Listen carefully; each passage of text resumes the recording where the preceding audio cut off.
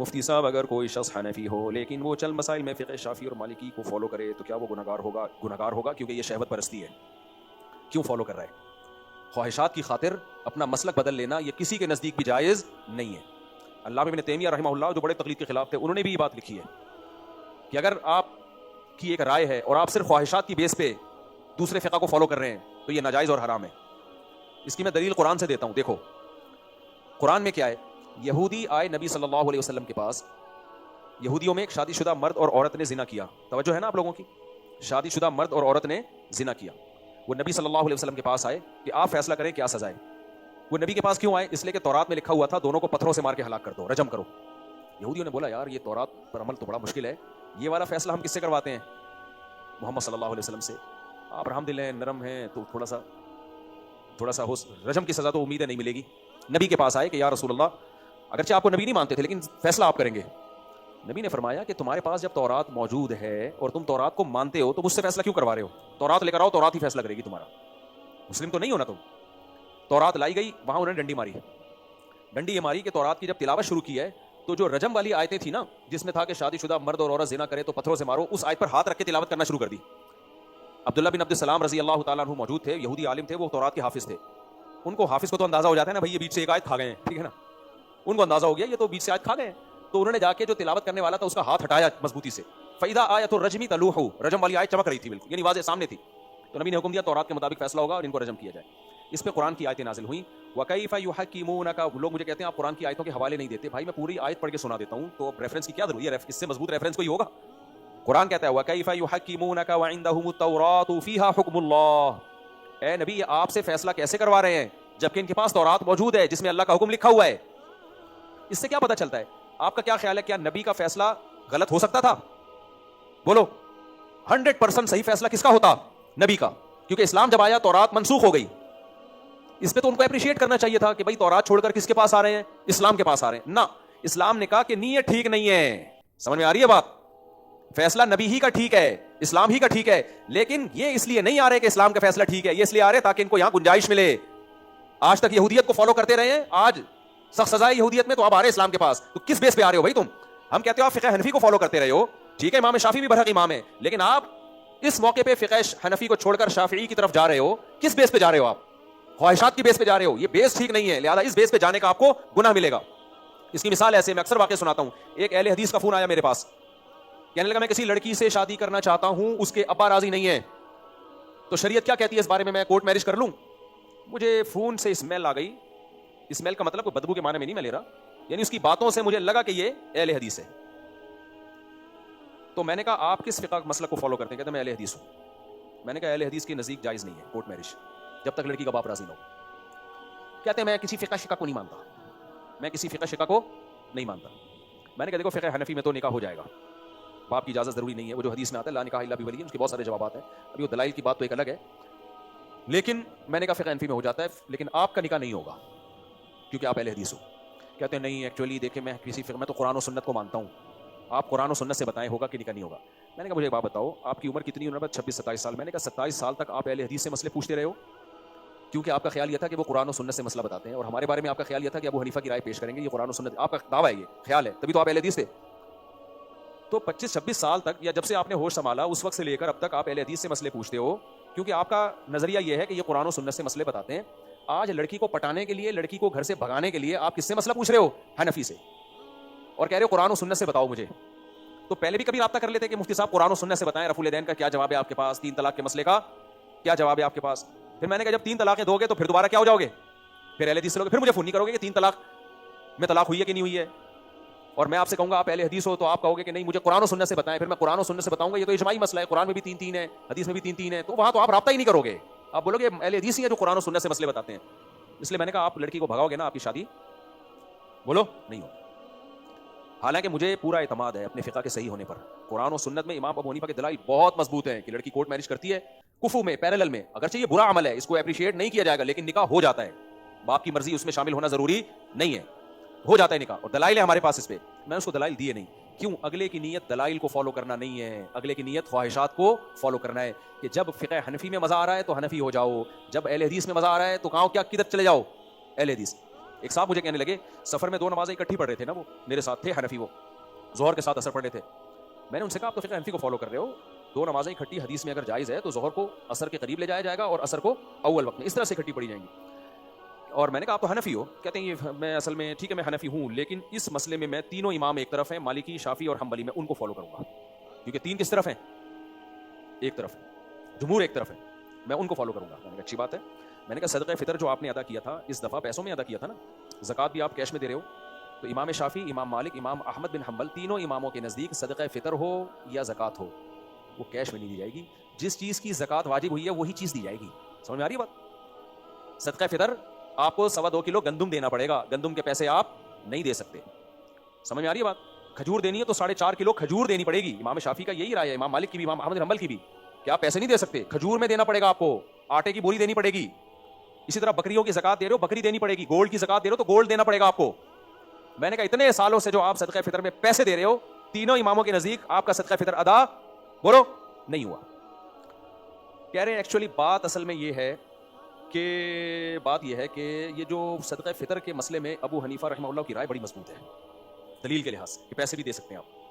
2 नमाजें इकट्ठी करने में तीनों इमामों की जो राय है ना, वो कुरान और सुन्नत की रोशनी में वो राय मजबूत है, इसलिए मैं उसको फॉलो कर रहा हूँ। तो मैंने कहा फिर आप ये इमामों का तस्करी नहीं करो बीच से, फिर आप बोलो कि 2 नमाजें इकट्ठी पढ़ना कुरान और हदीस से चूंकि साबित है, लिहाजा मैं 2 नमाजें इकट्ठी कुरान और सुन्नत की रोशनी में पढ़ रहा हूँ, तो फिर आप ये बीच में इमामों का नाम ना लो, फिर आप ये ना बोलो मैं हनफी हूँ, शाफी हूँ, मालिकी, ये ना बोलो। फिर मैंने कहा दलाइल की तरफ आते हैं हम। फिर वो जो 2 नमाजें इकट्ठी है ना, उनके दलाइल मैंने देना शुरू किए कि उससे 2 नमाजें हकीकी माना में इकट्ठी करना मुराद है या सूरतन इकट्ठा करना मुराद है। उनकी हदीस को जो हदीस पेश करते थे उसका मैं जवाब देता था, तो मैंने जवाब देके उनको लाजवाब किया है ना। फिर कहते हैं यार फिर तीनों इमाम एक तरफ क्यों हैं? बात समझ में आ रही है? मैंने कहा भाई साहब ना आप मुहक्किक हो ना आप मुक़ल्लिद हो, आप हो ख्वाहिशात के गुलाम। समझ में आ रही है बात? आपको तन आसानी चाहिए, जहां से मिले उधर को लुढ़क गए आप, ये नाजायज है, ये हराम है।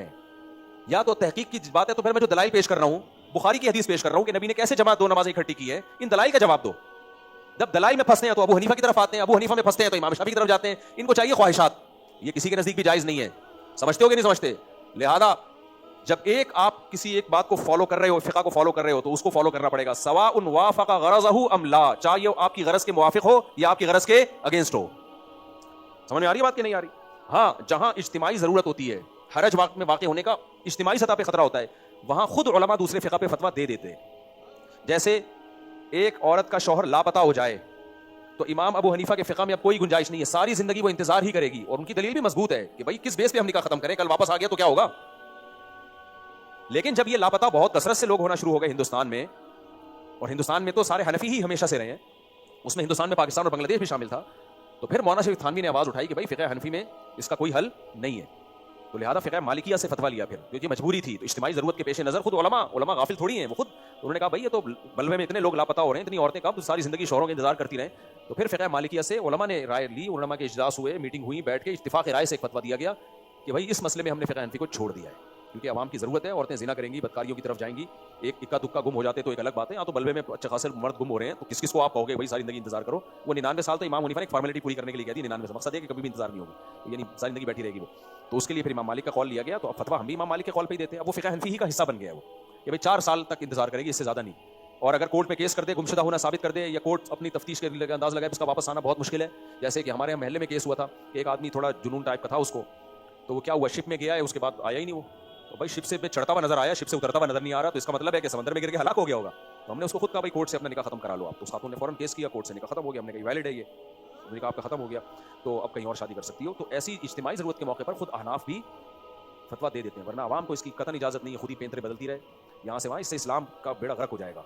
तो अजीब सा एक दीन और मज़हब जो है ना, वो मजाक हो जाएगा दीन और मज़हब के नाम पे। अच्छा मेरे भाई मुफ्ती साहब, क्या कोई शख्स खुद से दर्स निज़ामी की किताबें और क्या लिखा हुआ है मुकदमा और है पढ़े बगैर किसी उस्ताद के, तो क्या है वो कुछ भी नहीं होगा, उसको मज़ा नहीं, सही नहीं पढ़ सकता वो। दरस निज़ामी आजकल ऑनलाइन मुफ्ती भी बन रहे हैं भाई, ऑनलाइन मुफ्ती नहीं बन सकते। ये ऐसा ही है जैसे कोई डॉक्टर हाउस जॉब कर रहा है ऑनलाइन सही है ना, तो ऑनलाइन हाउस जॉब थोड़ी होती है, वो तो बाकायदा डॉक्टरों की निगरानी में पेशेंट को देखा जाता है, एक नब्ज़ चेक की जाती है, हार्ट बीट चेक की जाती है। तो ऐसे ही मुफ्ती किसी मुफ्ती की निगरानी में बन सकता है, ऑनलाइन नहीं होते मुफ्ती। मुफ्ती मोहम्मद सलीम शाह के मुलाकात के लिए मौलाना साहब हो गई, इनसे मुलाकात। मौलाना बदियालवी साहब के कोई जानने वाले हैं तो सेल्फी भी लिए हमने, उनको सलाम भी भिजवाया है। शायान की वालदा के लिए दुआ फरमा दें, दिल से दुआ है जी अल्लाह ताला मग़फ़िरत करें, उनके इंतकाल हो गया, अल्लाह ताला मग़फ़िरत करे, लवाहिक़ को सब्र जमील के अल्लाह ताला तौफ़ीक। मैंने सुना है हमारे नबी सल्लल्लाहु अलैहि वसल्लम ने कब्र मुबारक में पावरफुल अल्लाह ने आपको हयात दी है, लेकिन दुनिया इनका क्या लिखा हुआ है बताइए। नबी सल्लल्लाहु अलैहि वसल्लम कब्र में बरज़ख़ी हयात के साथ ज़िंदा हैं और वो हयात आम मुर्दों से ज़्यादा ताकतवर है। यही वजह है कि जब हम नबी के कब्र के करीब सलाम पेश करते हैं तो आप उस सलाम का जवाब देते हैं। तो इतनी बात साबित है, इससे आगे जाने की कोशिश ना करें, बस इतनी साबित है, बस उतना रखें। हयात है मगर वो है बरज़ख़ी, बहुत ताकतवर हयात है वो। मैंने सुना है हमारे हो गया हुजूर सल्लल्लाहु अलैहि वसल्लम का नमाज जनाजा हुआ या था नहीं हुआ था। देखो नमाज जनाजा होता है मग़फ़िरत के लिए और पैगंबर के लिए मग़फ़िरत की दुआ नहीं की जाती है, क्योंकि मग़फ़िरत का मतलब क्या है, गुनाहों को माफ़ करना। इसी तरह जनाजे की नमाज होती है ताकि रहम किया जाए, तो रहम उस पर होता है जो किसी मुसीबत में हो। तो हम और आपकी जब मौत होती है तो इस बात का खतरा होता है कि मुसीबत में ना हो, लेकिन पैगंबर सल्लल्लाहु अलैहि वसल्लम पर कोई मुसीबत दुनिया से जाने के बाद है ही नहीं, तो इसलिए आप सल्लल्लाहु अलैहि वसल्लम पर जनाजा हुआ ही नहीं है, क्योंकि जनाजे की तो मशरूइयत ही इसलिए आप पर दुरूद व सलाम पेश किया गया है। तो सहाबा के गौल जाते थे, जमात दर जमात जाती थी और नबी पे दुरूद व सलाम पेश करके आ जाया करते थे। अस्सलाम वालेकुम हज़रत, मुझे आपसे मुलाकात करनी है, मैं इंडिया से आया हुआ हूँ। कहाँ है भाई, कितने ने? अस्सलाम वालेकुम, आ जाएंगे, मुसाफा कर लें। और कोई सवाल है किसी का, यहाँ से माइक देते हैं किसी को, बस एक दो सवाल लेके सिलसिला खत्म करते हैं। सब सेट चल रहा है मार्केट में, कोई प्रॉब्लम तो नहीं है? प्रॉब्लम तो नहीं है कोई? ठीक है सर, अल्लाह खुश रखे। आप भी इंडिया से? इंडिया में कहाँ से भाई हैं मेरे? भाई यहाँ रहते हैं, आप इंडिया में रहते हैं? आप यहाँ रहते हो, इंडिया में रहते हैं? माशाल्लाह माशाल्लाह। इंडिया में शादी करने का ये फ़ायदा होता है। अस्सलाम वालेकुम। एक बच्चा यहाँ, एक बच्चा वहाँ। जी जी, मेरा नाम जावेद अख्तर है, मैं कनाडा से आया हूँ, पिछले 16 साल से मैं वहाँ मुकीम हूँ और मुझे आपका खुतबा बहुत अच्छा लगा जी कि उसमें आपने तकाबुल किया मगरिब के माशरे का कि वहाँ कवानीन की बुनियाद जो वो आज़ादी है जी। और हमारे माशरे में कवानीन की जो आज़ादी बुनियाद है वो रिलेशन है। लेकिन एक फ़र्क जो वाज़े नज़र आता है कि उस माशरे में इंसाफ का बोलबाला है। अगर वो इतना कमज़ोर निज़ाम है तो क्यों हर शख्स मुतमईन है उस इंसाफ की अवेलेबिलिटी है? यहाँ पर मुझे ये फ़र्क बहुत वाज़े नज़र आता है। देखें, जब मैं कह रहा हूँ ना, इन्होंने सवाल ये किया है कि मुफ्ती साहब आज आपने पूरा बयान इस पे किया कि हमारे यहाँ कवानीन की बुनियाद रिलेशन पर है, उनके यहाँ कवानीन की बुनियाद आज़ादी पर है। तो फिर सवाल ये है कि वो इतने वहाँ लोग मुतमईन क्यों हैं, यहाँ मुतमईन क्यों नहीं है? इसका मतलब कुछ कानून में कुछ गड़बड़ होगी ना, जो यहाँ लोग मुतमईन नहीं है। तो वहाँ तो इंसाफ है, यहाँ इंसाफ नहीं है। देखें, जब मैं कह रहा हूँ यहाँ जो कवानीन है उनकी बुनियाद रिलेशन पर, यहाँ से मुराद पाकिस्तान नहीं है, यहाँ से मुराद है इस्लाम। तो जिन घरों में इस्लाम है उन घरों में आप जाके देखो कि टेंशन है या नहीं है। यहाँ तो ना कमबख्त इस्लाम है ना यूरोप है। हमारे मुल्क में तो बीच में लटके हुए हैं ना हम, इनको तो पता ही नहीं चल रहा हमने इस्लाम के हकाम को फॉलो करना है। ये मगरिबी, ये तो कंफ्यूज्ड कौमें हैं, तो कंफ्यूज कौमें तो ना इधर की ना उधर की। बाकी वहां अगर इंसाफ है तो इंसाफ का मतलब क्या है? इंसाफ का मतलब ये कि जो कानून है उसका इंप्लीमेंट है, इस माना में इंसाफ है। तो इंप्लीमेंट तो है, इसका कौन इनकार करता है? लेकिन इतने इंसाफ के बावजूद क्या कामयाब मुआशरा है वो? ये गलत है, इसको मैं कभी तस्लीम नहीं करूंगा। कामयाब सोसाइटी नहीं है, इतने इंसाफ के बावजूद भी। हमारे यहां इतनी करप्शन के बावजूद भी इतनी नाकामी नहीं है इस्लाम की वजह से। तभी मेरा एक जुमला याद रखो, अगर हमारे हुक्मरान उनको दे दिए जाएं और ये करप्शन वहां पार्सल कर दी जाए जो हमारे मुल्कों में लाकानूनियत है, सारे अंग्रेज खुदकुशी करके मर जाएंगे। समझ रहे हो? क्योंकि उनके पास तो सिर्फ इंसाफ ही है जिसपे वो चल रहे हैं, इस्लाम तो है ही नहीं। और अगर उनके हुक्मरान हमें दे दिए जाएं और वो इंसाफ जो वहां है वो हमें मिल जाए, मजहब हमारा इस्लाम हो, तो हम जितने हैं ना, जो अभी थोड़ा इससे उनसे वो जिस कंडीशन पे आ जाए ना, हम 10 गुना आगे निकल जाएं उनसे। यानी उस सोसाइटी में अगर कोई खूबी है तो इस्लाम ना होने की बेस पे नहीं है। उस सोसाइटी में अगर कोई खूबी है तो इंसाफ की वजह से है, और हमारी सोसाइटी में अगर कोई खूबी है तो इस्लाम की वजह से है, कानून की वजह से नहीं है। लिहाजा अगर हम इस्लाम से ही दस्तबरदार हो गए तो हम उन जैसे नहीं हो जाएंगे, उनसे भी ज्यादा बदतर हो जाएंगे हम। और अगर उनके पास इस्लाम आ जाए तो वो बदतर नहीं होंगे, जिस पोजीशन में आ जाए उससे 10 गुना आगे निकल जाएंगे वो। तो इसलिए मैं लिबरल सेकुलर जो हमारा देसी लिबरल तबका है उससे कहता हूं कि तुम जब गोरे की मिसाल दिया करो ना, तो फिर इस्लाम के मुकाबले में ना लाके खड़ा किया करो उसको कि मौलवियों ने बेड़ा गर्क कर दिया मुल्क का, मौलवियों ने ये कर दिया। भाई मौलवियों ने तो थोड़े बहुत जो माँ बाप के हुकूक, यहाँ तो एक आसान मिसाल से बात समझाता हूँ। अगर हमारे यहाँ लोग अपने बाप और माँ की खुद खिदमत करना छोड़ दें, ये खिदमत गवर्नमेंट करवाती है या मौलवी करवाते हैं? मौलाना लोग करवाते हैं। माँ बाप के हुकूक कुरान में बयान करते हैं। अगर ये कुरान बयान करना छोड़ दिया जाए तो आपके पास तो ओल्ड हाउस भी नहीं है, आपके बूढ़े तो सड़कों पे मरेंगे, ठीक है ना। लेकिन हमारे इतने सड़कों पे मरते नहीं है। क्या गवर्नमेंट केयर कर रही है? नहीं, पब्लिक केयर कर रही है, और पब्लिक इस्लाम की वजह से कर रही है, गवर्नमेंट के कहने से नहीं कर रही है। तो इसलिए मेरा मतलब अपनी सोसाइटी को सोसाइटी से तकाबुल कराना नहीं है, मेरा मतलब है उस कानून को इस्लामी कवानीन से तकाबुल करवाना। तो हमारे यहाँ अगर कोई खूबी है तो भाई इस्लाम की वजह से है, और इस्लाम नहीं होगा तो वो उस खूबी से भी हम जाएंगे। उनके यहाँ अगर कोई खूबी है तो कानून की मजबूती की वजह से है, और अगर कोई खामी है तो इस्लाम ना होने की वजह से है। और वो खामियां भी बहुत खानदानी किस्म की खामियां हैं। अच्छा, गोरे की हर चीज़ बड़ी खानदानी है, उसकी खूबी अगर है तो खामी भी देखा करो, वो भी थोड़ी नहीं है, वो बहुत ही हाई लेवल की खामियां हैं उस सोसाइटी में। अच्छा, लोग ये भी कहते हैं कि वो असल में वो एक्चुअली वो वगैरह वगैरह एक्चुअली करके ना वो लड़कियों से उनका रेप नहीं होता। वो भाई साहब क्यों नहीं होता रेप? पहली बात ये कि कोई अंग्रेज हमारे यहाँ 30-30 साल के नौजवान मिलेंगे जिन्होंने जिना नहीं किया होगा, डायरेक्ट शादी की थी। किसी अंग्रेज में ये दम है बालिग होने के बाद 30 साल तक औरत के बगैर सब्र कर ले, वो नहीं कर सकते, वो नामुमकिन है भाई, वो नहीं करेगा। हमारा नौजवान बहुत पावरफुल है, 30-30 साल के लौंडे लपड़े, यार 15 साल में बालिग हुआ था, 15 साल तक जिना नहीं किया, हालांकि डिजायर्स भरपूर मौजूद हैं, वसाइल भी हैं, फिर भी नहीं करता, बीवी से वफा करता है। तो ये इतनी जबरदस्त जो मोटिवेशन उसको मिली है वो इस्लाम से मिली है, गवर्नमेंट से नहीं मिली। अंग्रेज के पास ये मोटिवेशन नहीं है। वहां अगर गवर्नमेंट कानून भी बना देना कि जिना इलीगल है, फिर भी लोग करेंगे। यहाँ शराब नहीं पीते, वहां हर शख्स शराब पी रहा है। गवर्नमेंट आज लॉ बना देना कि शराब लीगल है, फिर भी लोग पिएंगे, सॉरी इलीगल है, फिर भी लोग पिएंगे। तो इसलिए आप अपनी सोसाइटी का, उनके हुक्मरानों का अपने हुक्मरानों से आप तकाबुल न कराया करें, आप पब्लिक टू पब्लिक गेम खेला करें। और पब्लिक टू पब्लिक भी गेम खेलने का तरीका क्या है कि जो स्टैंडर्ड की लाइफ उनको मिली हुई है वो उसी स्टैंडर्ड की लाइफ हमें मिलेगी, तो फिर उस बंदे का उससे तकाबुल कराया जाएगा। आपने देखा कि एक चर्सी बेचारा मस्जिद से चप्पल चोरी करता है, आपने कहा अंग्रेजों को तो हमने कभी नहीं देखा कि चप्पल चोरी करें, और हमारे यहाँ तरावी पढ़ के चप्पल चोरी करके गया है। भाई इस गरीब का अंग्रेज गरीब से मुकाबला कराओ आप, ठीक है ना, फिर देखो वो क्या क्या चोरी करता है। पेट भरा हुआ आदमी क्यों चप्पल चोरी करेगा भाई? ऐसी गरीब कौम का मुकाबला कराओ अंग्रेज की गरीब से, फिर ये यहाँ का चर्सी भी वहां से अच्छा निकलेगा। जब तोंदे भरी हुई है तो थैंक यू ही रहेगा मेरे भाई, क्या ख्याल है? अखलाक तो जब पेट भरा हुआ हो तो अखलाकियात ही हैं। ये गुर्बत, महंगाई, ये लोड शेडिंग, ढक्कन लेस गटर अमेरिका में एक दिन के लिए पैदा करो, फिर मैं देखता हूं अंग्रेज सिस्टर की गाली से बात शुरू करेगा और मदर की गाली पे बात को खत्म करेगा। लोग कहते हैं कैसे एटीट्यूड, देखो हमारे लोगों का एटीट्यूड ही नहीं है, गटर का ढक्कन ही नहीं है, एटीट्यूड क्या करेगा यार? तो कभी भी किसी का मुकाबला कराया जाता है तो उस लेवल के लोगों का उस लेवल से मुकाबला कराया जाता है। लेवल नहीं है तो फिर क्या मुकाबला, गालियां ही हैं। अस्सलाम वालेकुम मुफ्ती साहब। क्या ख्याल है? अच्छा मुफ्ती साहब, आजकल ना हर कोई लड़का टिकटॉक वीडियोस बनाता है, तो मैं भी बनाता हूं, तो पूछना चाहता हूं कि वो टिकटॉक पर बैठ के ना लाइव भी करते हैं तो पैसे भी कमाते हैं, तो मैं पूछना चाहता हूं कि ये हराम है हलाल? जायज है, टिकटॉक पे पैसे कमाओ, गरीब हो गए तो फिर यही अखलाक खराब होंगे ना, तो पैसे कमाओ यार, जी करता टिकटॉक पे कमाओ, लेकिन टिकटॉक पे बेहुदा चीजें ना डालो, लड़कियां नहीं सर, अच्छी वीडियोस बनाता हूं। हाँ मजाइया डालो या कोई सबक आमोज चीजें डालो, अच्छी बात है। पाकिस्तान में किसी भी तरह से पैसा लाओ मेरे भाई, टिकटॉक, यूट्यूब, फेसबुक पे बाहर से पैसा आता है, इससे मुल्क को बड़ा फायदा होता है। अभी तो पाकिस्तान इसी बेस पे यानी बच गया कि बाहर से डॉलर आ रहे हैं, ये ना होता तो हमारा प्रोग्राम बढ़ गया था। जितनी गालियां हम दे रहे हैं ना, उसको और ज्यादा गालियां शुरू हो जाती लोगों की। अस्सलाम वालेकुम मुफ्ती साहब। वालेकुम सलाम। मेरा सवाल ये है कि ये इसमें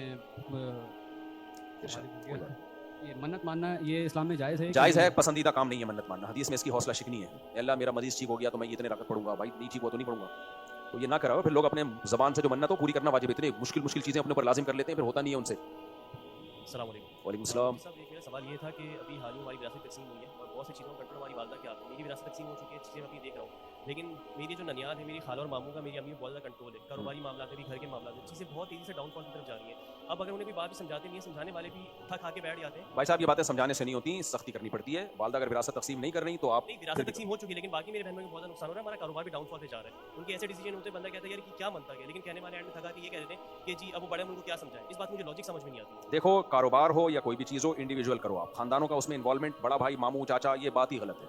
एहतराम में बेड़ा ही गरक हो जाता है इंसान का, ना कुछ बोल सकता है। तो अगर आप समझ रहे हो कि खानदान वाले आपके बिजनेस में मुदाखलत कर रहे हैं तो उनकी इन्वेस्टमेंट भी होगी ना, अपने पैसे लेके पतली गली से निकल लो। पतली गली से क्या करूं भाई, मैं इस बिजनेस को खत्म कर रहा हूं, मुझे मेरा हिस्सा दो। इस पे लड़ने का भी आपको हक है भाई, मैं नई मुश्तरक चलाना चाहता, भाई मुझे मेरा पैसा दो। इस पे आप लड़ोगे तो कोई गुनाह नहीं मिलेगा। इसमें अदब तमीज़ का ख्याल नहीं करना चाहिए, क्योंकि अदब व आदाब के चक्कर में बाद में कातिलाना लड़ाइयाँ होती हैं, भाइयों का कत्ल होते हुए हमने देखा है अपनी आंखों से। इसलिए शुरू में बदतमीज बन के आप अलग कर लो अपने आप को, ये ज्यादा बेहतर है बनिस्बत इसके कि दिल खराब होते रहे, आखिर में धमाके के साथ पड़ जाओ, ठीक है ना। इसलिए भाइयों के साथ बिजनेस कौन करता है यार? हाँ, कई बहुत ही नेक लोग हो तो ठीक है, लेकिन नॉर्मली ये ठीक नहीं है। मैं इसका कायल नहीं हूँ। भाई बहन, चचा, मामू, खाला, फुफे, भाई साहब, ये दोस्तों के साथ नहीं होता बिजनेस, क्योंकि आप उससे हिसाब लोगे, भाई ये कितना इन्वेस्टमेंट हुई, कितनी अर्निंग हुई, वो गुस्सा करेगा, देगा नहीं, तो आप कहोगे एहतराम है, तो कभी भी नहीं हिसाब देगा, खा जाएगा सब कुछ। तो इसलिए ऐसे आदमी, हमारे एक दोस्त थे ट्रक अड्डे में ना, ट्रक स्टैंड नहीं माड़ीपुर का, वहाँ उन्होंने वो कंटेनर लिया हुआ था, उसमें मजदूर रखे हुए थे, थोड़े दिन में जॉब छोड़ छाड़ के बैठ गए। मैंने कहा क्यों छोड़ दी जॉब? कह रहे यार वहाँ जब तक गालियाँ वालियाँ ना दो तो काम ही नहीं होता। कह रहे हम पढ़े लिखे लोग हैं, हमसे वो उस स्टाइल की गालियाँ निकलती नहीं। हम मजदूरों को कह रहे होते हैं देखिए ये आपने डब्बा उठा के ऊपर अभी तक नहीं रखा, देखिए इस तरह तो कंटेनर लेट हो जाएगा और किराया हमें पूरा देना पड़ेगा। कौन रखता है ऐसे? अंग्रेजों के यहाँ होता होगा, हम लोग के यहाँ नहीं होता। कह रहे हैं हम देख रहे हैं गालियाँ ऐसी मोटी भर भर के दे रहे होते हैं, फिर जाके थोड़ा सा हिलता है मजदूर, इतनी भर भर के गालियां देते हैं तो वाइब्रेशन पे आता है वो, शुरू में थोड़ा सा हिलता फिर भी नहीं है, वाइब्रेट होता है, अगली गाली का इंतजार कर रहा होता है। इस तरह से बिजनेस किया जाता है। तो कराची में, पंजाब में यही सेटअप चल रहा है। आप मुलाजिम रखो तो आप उसको भाई वो नहीं तमीज से करेगा। होते हैं कुछ नेक लोग भी होते हैं, लेकिन ये इसके बगैर थोड़ी होता। आपने अपने चच्चा के साथ बिजनेस शुरू कर लिया, अब चच्चा को क्या बोलोगे आप? खाता भी रहेगा तो आप हिसाब नहीं ले सकते उससे। इसलिए चच्चा मामू ये सलाम दुआ के लिए बहुत अच्छे होते हैं, मामू से मिलो आप, और भाई मामू खैरियत से, हदिया दे दिया करो, चच्चा मामू ख्याल करो। पार्टनरशिप इनके साथ करना ये जहर कातिल है। आपके बाल इसी वजह से उड़ेंगे मुझे लग रहा है जी।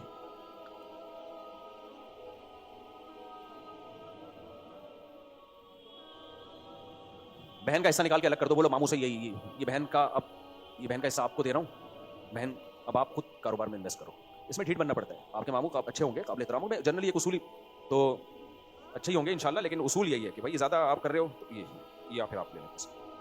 सीधा वो फिका हनफी वाला सवाल जो है वो वादे नहीं पाया। ऐसी दर्जनों मिसालें हैं और भी हैं जिसमें जैसे मिसाल के तौर पे तकाफुल की मिसाल है, जिसमें मुफ्ती तकी उस्मानी साहब जो है वो गुंजाइश देते हैं और बाकी उलमा नहीं देते। तो अगर हम उसमें भी अगर गुंजाइश पे अमल करेंगे तो क्या हम पे ये मलामत की जाएगी कि आप जो एक्सट्रीम पे नहीं जा रहे। इसी तरह फिका मालिकिया या फिका शाफिया जो है वो कैसा बरहक है अगर हम उस पर अमल नहीं कर सकते किसी बात पर। बेशक अगर वो हमारी आसानी के लिए भी है, लेकिन इमाम ने तो बात ठीक की है ना, या फिर हम ईमान लाएं सिर्फ अबू हनीफा पर। ठीक। ये कह रहे हैं कि तकाफुल के मसले में जैसे मुफ्ती तकी साहब की गुंजाइश देते हैं, दूसरे उलमा गुंजाइश देते हैं, तो उसमें तो देखो मुफ्ती तकी साहब को गुंजाइश की वजह से नहीं, माहिर होने की वजह से फॉलो किया जा रहा है कि वो एक्सपर्ट है। बाकी ये जो आपने कहा कि इमाम शाफी की राय नहीं ले सकते अगर हम हनफी हैं, हाँ इमाम मालिक भी तो माहिर हैं, तो सवाल पैदा होता है कि आप अबू हनीफा भी तो माहिर थे ना, उनकी राय को छोड़ क्यों रहे हो? एक साहब मुझे कहने लगे मैं इस मसले में इमाम शाफी की राय को ले रहा हूँ, उसमें आसानी है। मैंने कहा ये तो जायज़ नहीं, कहते हैं क्या वो इस्लाम वाली बात नहीं की उन्होंने? तो मैंने कहा जो आप अबू हनीफा की राय को छोड़ रहे हो, क्या वो तौरात इंजील सिखा के गए हैं? जिस चीज़ को छोड़ रहे हो वो भी तो इस्लामी है। तो इस पहलू को तो देखा जा रहा है कि इमाम मालिक भी तो मुज्तहिद थे, इस पहलू को नहीं देखा जा रहा है कि जिस राय को छोड़ रहे हो वो भी तो मुज्तहिद हैं। मैंने बताया ना, कैद इसी वजह से लगाई जा रही है कि छोड़ किस बेस पे रहो, बुनियाद क्या है?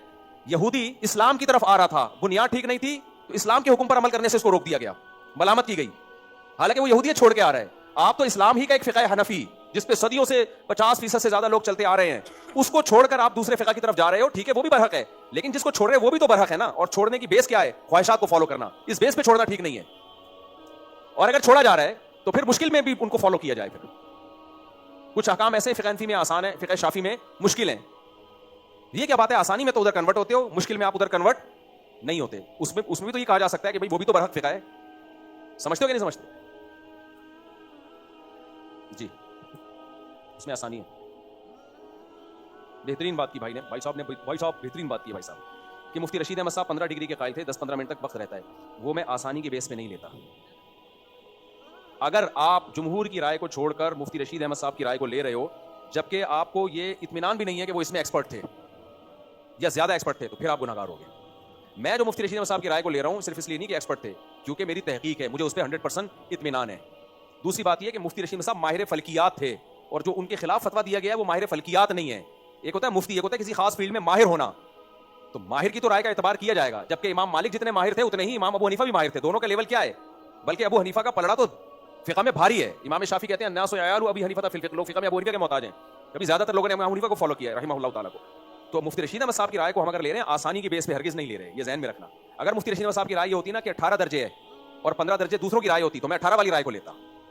समझ रहे कि नहीं समझ रहे? मैं मुश्किल राय को ले लेता, क्योंकि वो मुफ्ती रशीद अहमद साहब की राय थी जो माहिर फल्कियात थे। तो मैंने मुफ्ती रशीद अहमद साहब की राय को आसानी की बेस पे नहीं लिया है, बल्कि मुफ्ती रशीद अहमद साहब की राय को जो हमने लिया है वो एक्सपर्ट होने की बेस पे लिया है। तो किसी की नजर में अगर वो एक्सपर्ट नहीं है तो फिर उसके लिए उनकी राय को लेना जायज नहीं है, फिर जायज ही नहीं है उनके लिए उनकी राय को लेना। समझते हैं?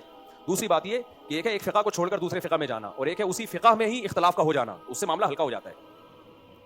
तो उस फिक़ा में भी अब माहिर को देखा जाता है। मिसाल के तौर पर इमाम अबू हनीफा रहमहुल्लाह ताला के जो अदालती फैसले हैं ना, उसमें इमाम अबू हनीफा की राय को नहीं लिया जाता, बल्कि उनके शागिर्द इमाम अबू यूसुफ की राय को लिया जाता है।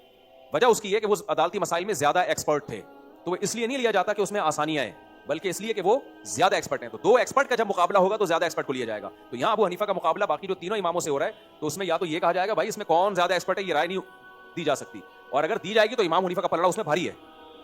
तो खुलासा यही निकला कि ख्वाहिशात की बेस पर आप चेंज नहीं कर सकते, जायज नहीं है। अस्सलाम वालेकुम मुफ्ती साहब। हाँ, ये बड़ी प्यारी बात की मेरे भाई ने। ये कह रहे हैं कि ख्वाहिशात की बेस पे नहीं, बल्कि हमें उनकी तहकीक बेहतर लग रही है। ये भी गलत है, आवाम के लगने का कोई एतबार है नहीं। ये ऐसी जैसे दो बड़े बड़े जाहिल होती है आवाम में। आपको सही बात बताऊं, ये जो आवाम कहते हैं ना हम एक्सपर्ट है, ये एक्सपर्ट होते नहीं है। ना आपने फ़िक़ा पढ़ा है, ना आपने अरबी पढ़ी है, ना आपने डेप में जाके तफसीर पढ़ी है। तो जब मुहक्किकीन का ये आलम है कि जो फारिग हैं बिल्कुल दलाइल की दुनिया से, तो आवाम का ये कहना कि मैं जज बन के फैसला करूंगा इसमें अबू हनीफा की राय ज़्यादा बेहतर है, इमाम मालिक की राय ज़्यादा बेहतर है, भाई आपकी राय का एतबार नहीं है, बल्कि आजकल के मुफ्तियों का भी राय का एतबार नहीं है इसमें। तो वो भी उस लेवल के मुहक्किक नहीं है। तो ये अपने बारे में ये समझ तो रहा होता है कि इंसान हम जब तालिब इल्म थे हमें बहुत सी बातें इमाम शाफी की सही लगती थी, इमाम हनीफा की गलत लगती थी। हमारे उस्ताद ने हमें बताया कि आपके लगने का एतबार नहीं है, लेकिन जब बहुत बाद में जाके फिर हमें लगा कि अबू हनीफा की राय इसमें मजबूत है, इमाम शाफी की राय इसमें कमजोर है, लेकिन हमारे उस्ताद ने बताया ये भी एतबार नहीं है लगने का, क्योंकि वो भी मुज्तहिद है, वो भी मुज्तहिद है। आपकी राय कलाबाजियां खाएगी, तो आपके लगने का एतबार है ही नहीं कि आप कहें कि इसमें उनकी राय मजबूत, उनकी राय मजबूत। तो आवाम को क्या भाई, तो अपने बारे में इतराफ़ कर लेना चाहिए कि फ़िक़ी मसाइल में हम माहिर नहीं है। ये इतराफ़ करते हुए आजकल लोगों को मौत आती है, मानते नहीं है। तो आपको लग रहा है तो आप बताओ, मैं दो मिनट में समझा दूंगा आपको कि जो आपको लग रहा था वो सही लग रहा था या गलत लग रहा था। वही मिसाल है ना, एक साहब मेरे पास आए, कहते हैं कि इतनी वाज़ेह हदीस है कि एक रकअत वितर पढ़नी चाहिए, इतनी वाज़ेह हदीस है मैंने कहा कहाँ है वो हदीस? कहते हैं कि यूतिरु बिवाहिदतिन, नबी सल्लल्लाहु अलैहि वसल्लम यूतिरु बिवाहिदतिन, एक रकअत वितर पढ़ा करते थे। इतनी वाज़ेह हदीस में कैसे छोड़ दूं? मैंने कहा यार आपको यूतिरु बिवाहिदतिन का तो तर्जमा है, इसका जो तर्जमा किया गया है कि एक रकअत वितर पढ़ते थे, आपको तो इसका तर्जमा भी नहीं पता। ये तो आपकी तहकीक है। यूतिरु बिवाहिदतिन का मतलब दूसरी हदीसें अगर साथ में मिलाओ तो पता चलता है कि औ तारा यूतिरु का मतलब है जुफ्त को ताक बना देना, तो यूतिरु बिवाहिदतिन का मतलब है एक रकअत के जरिए पिछली जुफ्त को ताक बना दिया करते थे। इसका ये मतलब जो आप ले रहे हो कि एक रकअत पढ़ते थे, तो तर्जमा देख के ले रहे हो ना। अरबी तो आपको आती नहीं है, आप ये भी फैसला नहीं कर सकते कि ये तर्जमा भी ठीक है कि गलत है।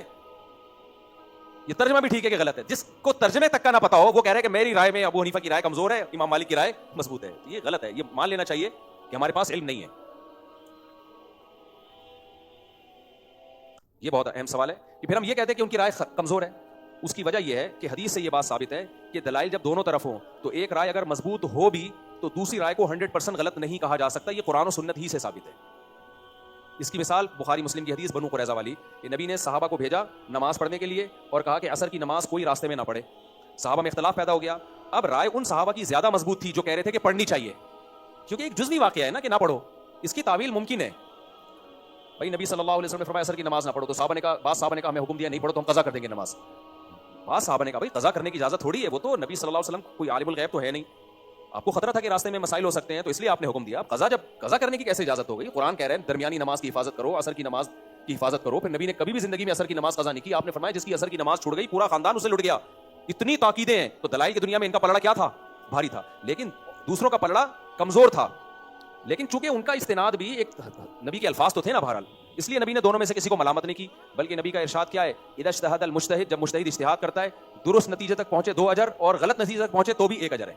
तो इसलिए उस दूसरी राय को 100% गलत नहीं है। ये काम अहले हदीसों ने किया है कि दूसरी राय को ऐसा बना के पेश करते हैं कि वो 100%। तभी तो देखो ना कारी खलील साहब का, हनफियों ने जुल्म किया, हनफियों ने ये किया। हर थोड़े दिन में उनको पता नहीं किसी हनफी से कोई पैसे चुरा लिए थे उनके, ये क्या किया था, थोड़े दिनों में हनफियों ने ये किया। तो मैंने उस पर एक दिन कमेंट्स किया, मैंने कहा आपकी जो राय है तमीज से आप पेश कर दिया करो, इतना काफी है। फलाना ऐसा है, फलाना ढिमकाना ऐसा है, ये उलमा पे सूट नहीं करती ये बात। तो ये हदीस ही से साबित है कि जब मुज्तहिद किसी कोई राय कायम करता है तो उसको 100% दुरुस्त नहीं कह सकते। तो ये तो इस्लाम का ज़र्फ वसी है। फॉलो तो एक को करना है, आपने बात फॉलो की हो रही है और ये सहाबा से साबित है। ऐसा नहीं करते थे कि पेंतरे बदलते थे वो सहाबे कराम। वैसे भी प्रैक्टिकली ये मुमकिन भी नहीं है। एक मिसाल देता हूं मैं, आपने क्या किया, अब जैसे वो अहले हदीस है ना, मुझसे फतवा ले लिया हनफी कि लड़की को भगा के शादी कर ली, धड़ धड़ 3 तलाक़ें देगा, फिर फतवा किससे लेगा? अहले हदीस से ले रहा हूं। हालांकि इसमें तो इज्तिहादी इख्तिलाफ भी नहीं है, तो इजमाई मसला है। इसमें तो अहले हदीस 100% गलत है कि 3 तलाक कोई कहने में, तो फतवा वहां से लेगा। और मिसाल अल्लामा इब्न तैमिया ने लिखा कि एक शख्स, इमाम शाफी की राय ये है कि गवाह जो है ना आदिल होने चाहिए, नेक। निकाह कर लिया कि गवाह, और गवाह आदिल नहीं थे और कहा कि अबू हनीफा के नज़दीक ये निकाह हो गया है। बाद में 3 तलाक़ें देता है। लोग कहते हैं आपके लिए दोबारा से निकाह हलाल नहीं है। वो कहते हैं मेरा निकाह फ़िक़ह शाफी के मुताबिक तो हुआ ही नहीं था, लिहाजा ये औरत मेरे लिए क्या है? अजनबी है, क्योंकि गवाह नेक नहीं थे ना, तो फ़िक़ह शाफी के मुताबिक तो मेरा निकाह ही नहीं हुआ था। तो दीन इससे तमाशा बन जाएगा। कुछ चीज़ें कहने की हद तक बहुत अच्छी होती हैं, प्रैक्टिकल लाइफ में वो चलने के काबिल ही नहीं होती। और मिसाल देता हूँ, आपने वज़ू किया, किसी बच्ची को आपने प्यार किया, तो इमाम शाफी के नज़दीक आपका वज़ू टूट गया। वो कुरान की जो आयत है ना, औला मस्तुमुन निसा, कि तुमने औरत को छुआ हो तो भी वज़ू टूट जाता है, इसमें इमाम शाफी कहते हैं छूने से छूना मुराद है। इमाम हुनीफा कहते हैं यहाँ छूने का लफ्ज़ है लेकिन मुराद इससे हमबिस्तरी है। किनायतन कुरान ने हमबिस्तरी की बात की है, ये छूने से ये छूना मुराद नहीं है।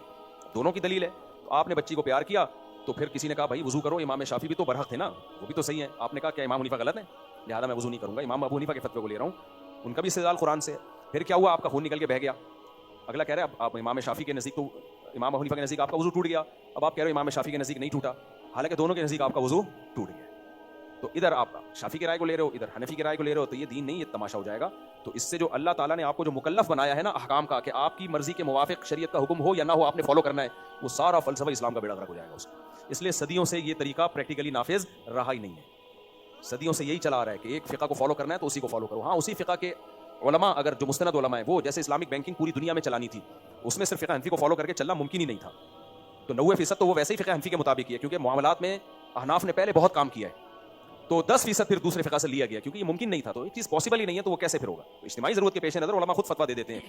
जब नहीं है तो फिर उसमें आवाम को कतई इजाज़त नहीं है इधर उधर पेंतरे बदलती रहे, वो ये बिल्कुल जायज़ नहीं है। चलो भाई, काफ़ी हो गया मेरा ख्याल है। और भी कोई सवाल है तो आपको इतवार को आ जाएं, दोबारा मज़ीद पूछें, पूछने पर कोई पाबंदी नहीं है, पूछते रहें, ठीक है? अस्सलाम वालेकुम मुफ्ती साहब। मुफ्ती साहब, मेरा एक सवाल है और मेरी एक गुजारिश है। गुजारिश है कि आपकी मुलाकात हो जाए, और सवाल कि मैं अक्सर औकात जाता रहता हूँ बुज़ुर्गों की ज़ियारत करने के लिए, यानी जो फोत हो चुके हैं उनकी कब्रों की ज़ियारत करने के लिए। तो मेरे साथ कई दोस्त होते हैं जो कब्रों पर जाकर हाथ उठाकर दुआ करते हैं। तो इसके बारे में आपकी क्या राय है? कब्र पे हाथ उठा के अगर अल्लाह से दुआ मांगी जाए तो इसके नाजायज़ होने की कोई दलील नहीं है। हाँ, जहाँ शिर्क का खतरा हो वहाँ जायज़ नहीं है। बिदतियों की कब्र पे जाओ, हाथ उठा के जैसे मज़ार पे तो अगला समझेगा शायद बुजुर्ग वहाँ जायज़ नहीं है।